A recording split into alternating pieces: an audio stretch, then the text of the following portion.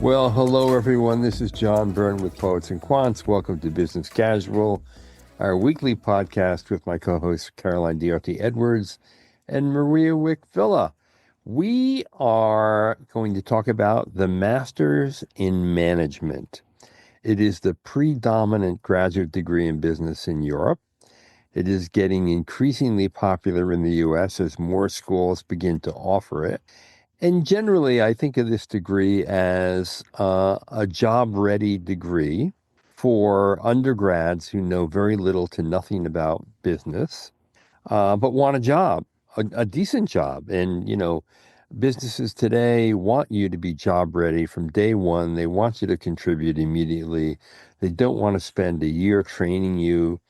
And a lot of those training programs began to go on the wayside way back in the 1980s when many companies delayered and removed lots of middle managers.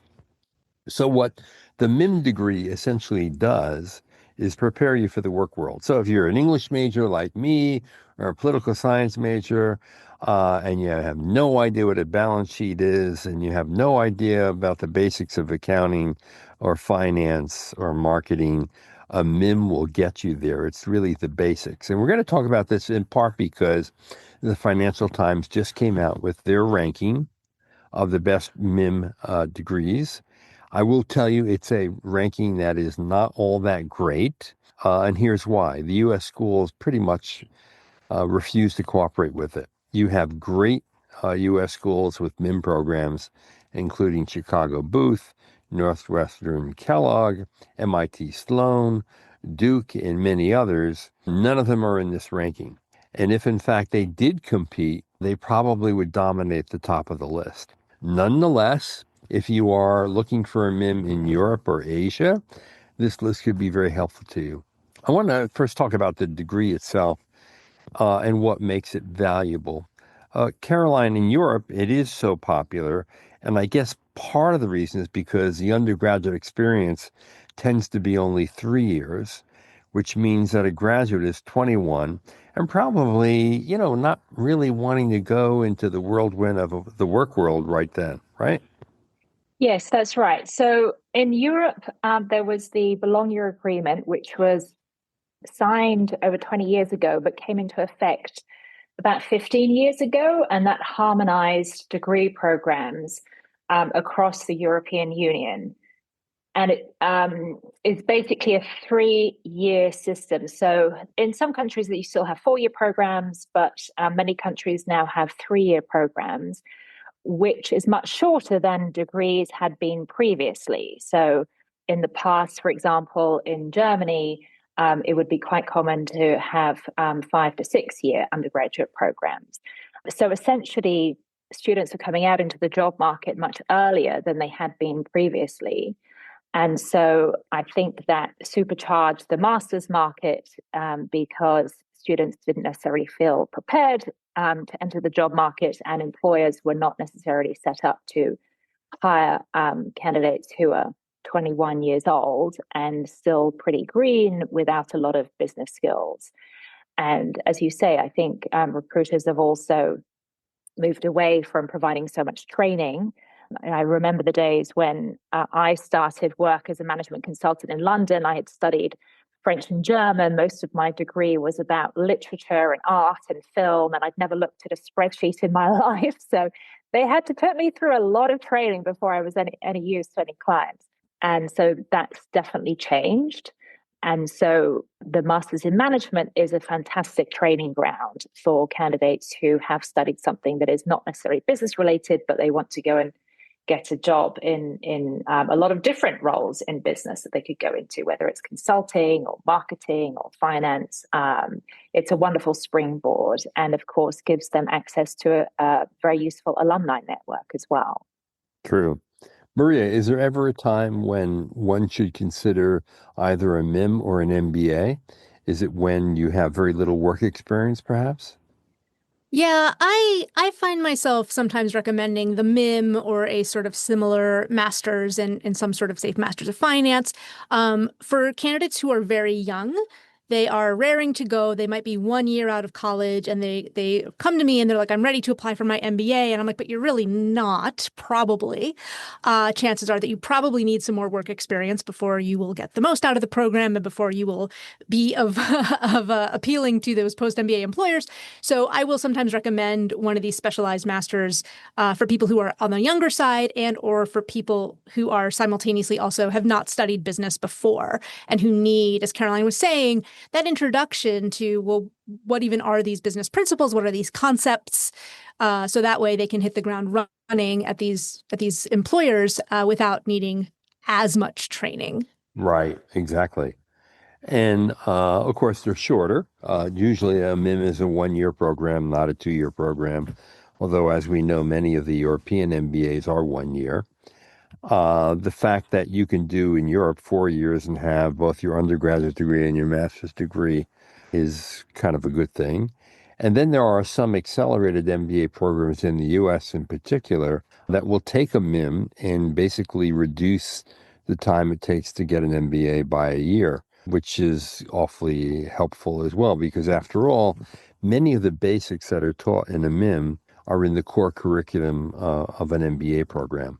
Now, the FT ranking, let's just talk a little bit about that. The number one MIM, according to the Financial Times, is at the University of St. Gallen in Switzerland.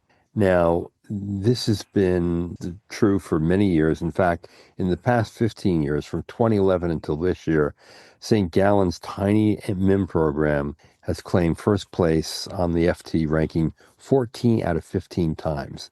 The only exception was when HEC Paris sort of broke that spell a couple of years ago, and St. Gallen slipped to two. And when you look at the actual underlying metrics, what you find is that while St. Gallen performs well, it has some inherent advantages. One is how small it is. The number of students in the program is really very, very few. We're talking about a number of, well, let's see, the actual current enrollment at St. Gallen is only 54 students. And then if you look at a program like, well, HEC Paris, it's almost 10 times that of St. Gallen at 578 students. So just to put that into perspective, if you are delivering a program for only 54 students, you can control that group very well and really pay a lot of attention to them. If you are educating nearly 600 students, that's less true. So I think that is an inherent advantage that St. Gallen has. It also is a disadvantage because it means that the alumni network of the program is far smaller than the alumni networks of many others. And then there's some interesting things about this ranking that kind of annoy me, to be honest. One is the FT asks alums to give their overall sort of satisfaction rating for each of the programs, but doesn't use that in the methodology to compute the ranking, even though I would have to argue that, how an alum looking back on a program decides whether or not they're satisfied with it is probably a really important piece of information that you can have. Now, I understand that when you survey alums, there's a bit of cheerleading. No one wants to be really nasty about their alma mater. But nonetheless, I think that's a really interesting data point. And interestingly enough, St. Gallen is nowhere near the top on overall student satisfaction. I don't know how familiar you are with this ranking, Caroline, but what's your take on it? If you look at the top school of St. Gallen, HEC Paris, NCOD is number 3. London Business School is in the top 10. There are a bunch of Asian schools in here. But what you see are schools that, let's say in the MBA field, very few people would want to go to. Sure, they'd go to HEC Paris, NCOD, London. But the rest of the top 10, frankly, you would definitely want to go to another school. Am I right? Yeah, sure. I'm not sure that I would advise a candidate to make a choice on which program to attend based on this ranking. But nevertheless, I think it's an interesting data collection exercise. I think it's useful for candidates to have those various data points and to be able to sort of dig through them and see what is important to them. And it can bring to the surface some programs that they might not have been aware of. So I think it's useful for someone who's researching programs. But for example, if someone were admitted to St. Gallen, HEC, and INSEAD, I'm not sure I'd advise them to choose St. Gallen because that's number one at the top of this rank versus the other schools. So, Indeed. And the employment rates are pretty impressive in general at the better programs. I mean, there are a number of programs that have 100% employment rate 3 months after graduation. St. Gallen is 98%, HSA Paris 99, NCOD 92. They're pretty impressive generally. There are some sort of red flags in the data, and that's helpful too, because I have to tell you that because the main purpose of this degree is to allow someone to get a job and a decent job. If you have a low employment rate 3 months after graduation out of a MIM, I'd say that's a real red flag, and I would stay away from that program because obviously the school isn't devoting enough resources to career management, career development, and sort of just leveraging an alumni network effectively. Maria, any other interesting sort of insights you gained from some of the data in this ranking? I thought it was really interesting how many programs from China were on the list. So, these are probably, I would assume, much younger programs. And so I think it's really interesting that, I believe that some of these Chinese universities are also trying to compete more in the MBA space, but I think that they might be wisely saying, well, let's get people when they're younger and invest in them through these specialized masters when they're younger, and then put them out into the workforce, perhaps, at a younger stage. So I thought that was really interesting. I have no doubt that INSEAD will probably be number one. It's only a matter of time. I believe that their program is only about 5 years old. So I do not expect them to stay at number three for long. Yeah, and I think the value of this ranking, as is frequently the case with the FT rankings in general, is that it does draw your attention to some schools that you might not have heard of. And maybe when you are younger in your career, that brand name doesn't matter quite as much. So, one of the schools, for example, on the list in the top 10 is from Portugal. I believe there's another one, from Sweden. And so if you're a younger person living in those markets, wanting to start your business career, maybe it's a great chance for you to get your foot in the door earlier in your career. And then you can perhaps aim for a more globally recognized name for that MBA later on. So I think that this degree is a much more sort of a functional degree, maybe like more of like a pragmatic tool that you use to start your career in business. And so maybe that's also why that eliteness level is not as important to this specific ranking as it might be for the MBA programs.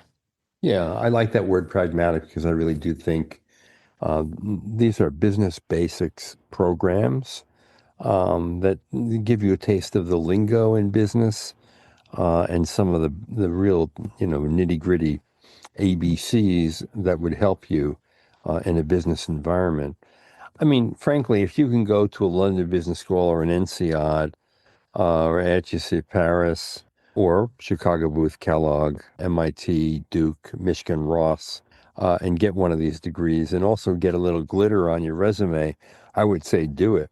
The admission standards for MIM programs are usually never as tough as they are for the MBA programs. That's particularly true in the U.S., incidentally, because the MIM degree in the U.S. is a relatively new degree. And I think the market in the U.S. Actually has to be better educated about the value of a MIM. Where in Europe, it's well accepted. It is, as I said before, the predominant graduate degree in business. Everyone knows what it is. So it's sort of a different market. I would say it's a better market for a MIM in Europe than it is in the U.S., although that's rapidly changing as more U.S. business schools start these programs. And let's face it, any school that has an MBA can easily do a MIM because, in part, most of the core curriculum in an MBA program would be in a MIM. So it's an easy degree to start if you're a business school looking for extra revenue, incidentally. And that's why I think many of the U.S. schools are jumping on this bandwagon. In addition to the fact that, there are a lot of humanities majors out there who are having more trouble finding jobs and connecting because they know nothing about business. And the employers just demand that you come to work and you can contribute, if not from day one, very quickly. So those days where really there'd be rotation programs, they'd spend a lot of time investing in you, training you, are by and large over. And this is where the MIM has come into play. And I think that is what is making it more popular in the US, even though it's still a relatively new degree here. So check out the FT. Our story is Financial Times MIM ranking. St. Gallen captures its 14th number one ranking. We'll give you the lowdown of this ranking and tell you why we discount certain parts of it that you should too, probably. And I'm going to go back to Caroline's advice. Don't be picking a MIM based on the Financial Times list. If you can get into INSEAD, HSA Paris, or London Business School, I'd go to any of them over any of the other schools in this top 10 list. And if you are in the U.S., this list is worthless to you. There are only two U.S. schools in here, the University of South Carolina and Holt International Business School. And I would just say that, Holt has campuses all over the world, but there are a lot of better schools that you could go to for a MIM. So there you have it. Check it out. This is John Byrne with Poets and Quants. Thanks for listening.